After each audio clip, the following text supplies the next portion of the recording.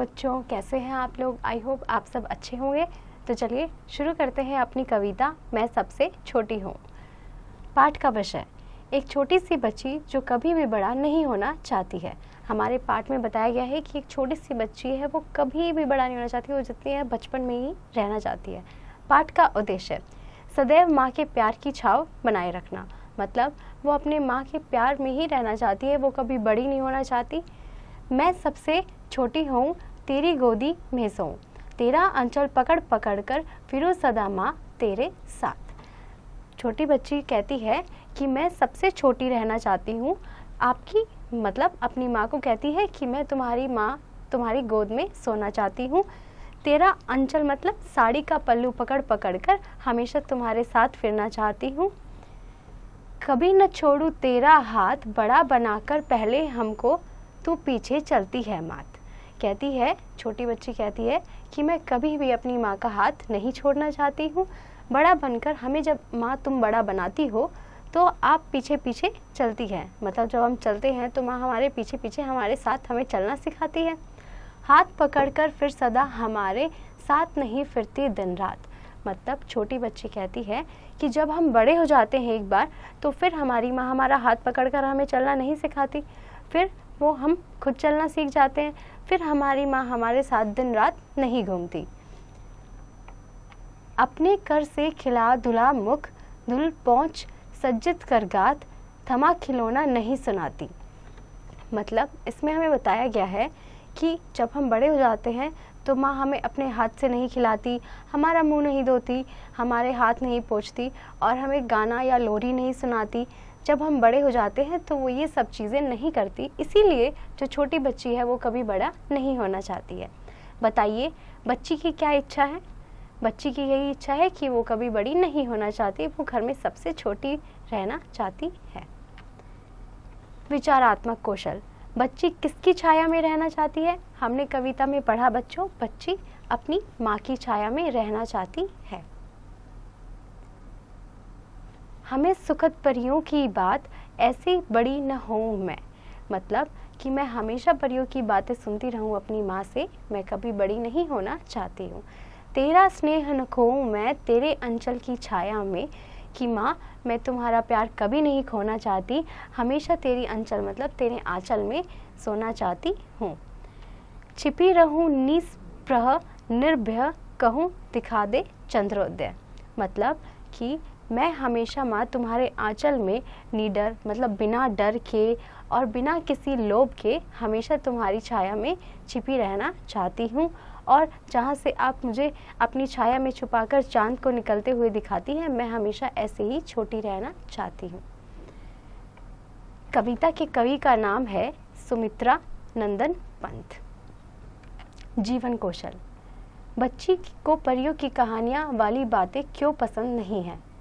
बच्ची ऐसा क्यों बोल रही है, अब सोच के आपको बताना है बच्चों। आओ अभ्यास करें। सही गोले को OMR शीट में रंगे। जो सही आंसर है बच्चों उसे हमें OMR शीट में फिल करना है। बच्ची के मन की कल्पना है। ऑप्शंस पढ़िए बच्चों। अब आप मुझे बताएंगे बच्ची के मन की क्या कल्पना है जो हमने इस कविता में पढ़ा है। बिल्कुल सही जवाब, वेरी गुड। बच्ची की कल्पना है सबसे छोटी होना, बच्ची कभी भी बड़ी नहीं होना चाहती है। तो सही आंसर क्या हुआ? Third option. ये आपको OMR शीट में फिल करना है।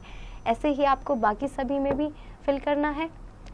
निम्नलिखित पंक्तियों को कविता के क्रमानुसार लिखें। जो पंक्तियां हैं उन्हें हमें कविता के क्रमानुसार लिखना है। मतलब जो कविता में सबसे पहले है उसे सबसे पहले लिखना है। हाथ पकड़ कर फिर सदा हमारे, मैं सबसे छोटी हूँ, साथ नहीं फिरते दिन रात, हमें सुखद परियों की बात। अब इनमें से बच्चों बताओ सबसे पहली पंक्ति कौन सी है जो हमारे कविता में सबसे पहले नंबर पे है? बिल्कुल सही जवाब, मैं सबसे छोटी हूँ। Very good. ऐसे ही आपको बाकी सारी पंक्तियाँ भी ऑर्डर में लिखनी है। निम्नलिखित पंक्तियों का आशय स्पष्ट कीजिए। मतलब जो हमें पंक्ति दी गई है उसका हमें मीनिंग यहाँ पे सामने लिखना है। बड़ा बनाकर पहले हमको, मतलब इसमें बच्ची कहती है कि माँ तुम हमें पहले बड़ा बनाकर, तू पीछे चलती है मात, तुम हमारे पीछे चलती हो माता। ऐसे ही आपको बाकी जो पंक्तियां हैं उनका मीनिंग उनके सामने उनका आशय स्पष्ट करना है। निम्नलिखित प्रश्नों के उत्तर दीजिए। हमें प्रश्न दिए गए हैं, हमें इनके उत्तर लिखने हैं। बच्ची के मन की क्या कल्पना है? बताओ बच्चों, हम तब से क्या पढ़ रहे हैं, बच्ची क्या चाहती है? बिल्कुल सही जवाब, वेरी गुड। बच्ची कभी भी बड़ी नहीं होना चाहती है, बच्ची हमेशा सबसे छोटी रहना चाहती है। ऐसे ही आपको बाकी सभी प्रश्नों के उत्तर देने हैं। अपनी कहो, एक छोटे बच्चे की क्या क्या कल्पनाएं होती हैं?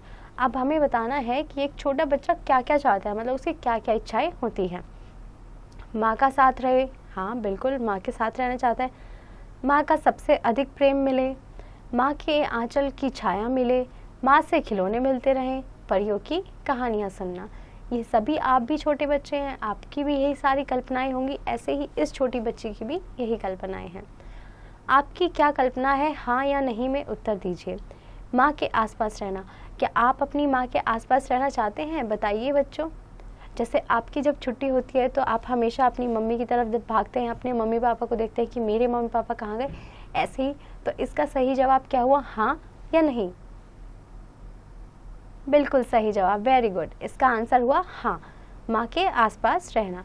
ऐसे ही आपको बाकी सभी में भी अपनी कल्पना के अनुसार, मतलब जो आप चाहते हैं उसके अकॉर्डिंग आपको हाँ या नहीं में जवाब देना है। शब्दों की दुनिया। छुटपन, बचपन दोनों का अर्थ एक ही है। ऐसे ही कुछ अन्य शब्द लिखिए जिनका अर्थ एक ही हो। मतलब जैसे हमें बताया गया है कि छुटपन और बचपन दोनों एक ही शब्द है, ऐसे ही आपको और ऐसे शब्द लिखने हैं जिनका एक ही मीनिंग हो। जैसे अगर मैं बोलूँ मनुष्य, आदमी, इन दोनों का मीनिंग क्या हुआ, इंसान, मानव। तो ऐसे ही आपको और भी बहुत सारे शब्द लिखने हैं। जो भी आपको शब्द पता है आप वो इसमें लिख सकते हैं। निम्नलिखित शब्दों में अंतर स्पष्ट कीजिए। हमें इन शब्दों में अंतर बताना है। शांति, सन्नाटा।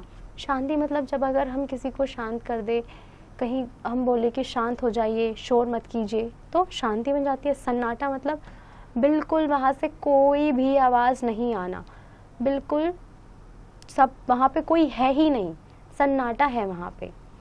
ऐसे ही आपको बाकी शब्दों के भी अंतर बताने हैं। कविता में दिन रात शब्द आया है जिसमें दिन का विलोम रात है। ऐसे 4 शब्दों को जोड़कर लिखिए जो विलोम शब्दों से मिलकर बने हो। मतलब जैसे कविता में दिन, दिन का विलोम मतलब दिन का उल्टा शब्द हमें पता है रात होता है। ऐसे ही हमें और 4 शब्द लिखने हैं जिनके विलोम हमें पता हो। जैसे आप कोई भी शब्द लिख सकते हैं, जल्दी, देर से, ये दोनों विलोम हो गए। ऐसे ही आपको 3 और विलोम शब्द लिखने हैं, एक मैंने आपको बता दिया है बच्चों। निम्नलिखित शब्दों के तुकांत शब्द लिखिए। हमें इन शब्दों के, जैसे हमारी हो एक शब्द है, उसमें जैसी आवाज़ आ रही है एंड में, वैसा ही हमें एक और शब्द बताना है। जैसे हो का हमारा तुकांत शब्द क्या हो गया, खो। ऐसे ही आपको सात, मात, गात के भी तुकांत शब्द लिखने हैं। भाषा ज्ञान। भाषा के लिखित रूप में ठहरने के स्थान पर जो निश्चित संकेत लगाए जाते हैं उन्हें विराम चिन्ह कहते हैं। जैसे राधा आई, चली गई।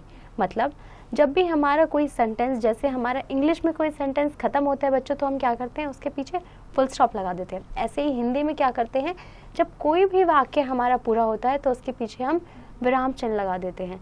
इससे हमें पता चलता है कि ये सेंटेंस पूरा हो गया। जैसे हमें एग्जाम्पल भी दिया गया है, राधा आई, चली गई। राधा आई, चली गई, चली गई के बाद विराम चिन्ह है, मतलब ये सेंटेंस, ये वाक्य हमारा यहीं खत्म हो गया है। इन पंक्तियों में अल्प विराम, पूर्ण विराम, विस्मयादिबोधक चिन्ह लगे हुए हैं जिन्हें विराम चिन्ह कहते हैं। मतलब इसमें हमारे जो जो विराम चिन्ह या जो भी पूर्ण चिन्ह या फिर जो कोमा लगे हुए हैं उनके बारे में बताया गया है, जिन्हें हम विराम चिन्ह कहते हैं। ऐसे ही 4 वाक्य, उनमें प्रयुक्त विराम चिन्हों के नाम लिखिए। हमें कोई भी ऐसे 4 वाक्य बनाने हैं जिनमें हम, जैसे अभी मैंने बताया आपको, राधा आई, मैंने कोमा लगाया मतलब अल्प विराम लगाया, चली गई पूर्ण विराम लगा दिया। ये मेरे यहाँ पे 2 विराम चिन्ह यूज़ हुए हैं।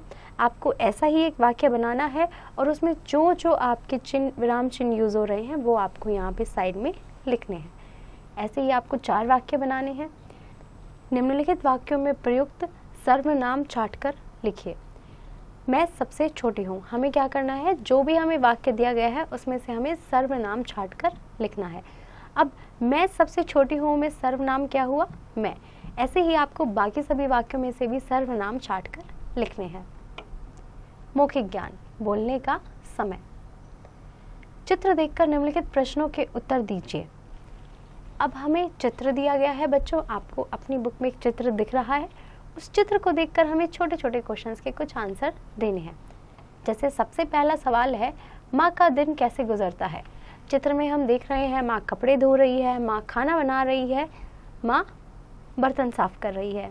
तो आप इसमें से कुछ भी लिख सकते हैं कि माँ का दिन काम करते हुए गुजरता है, या माँ खाना बनाते हुए माँ का दिन गुजरता है। ऐसे ही आपको जो 4 और प्रश्न हैं उनके भी उत्तर देने हैं। सुनने का समय।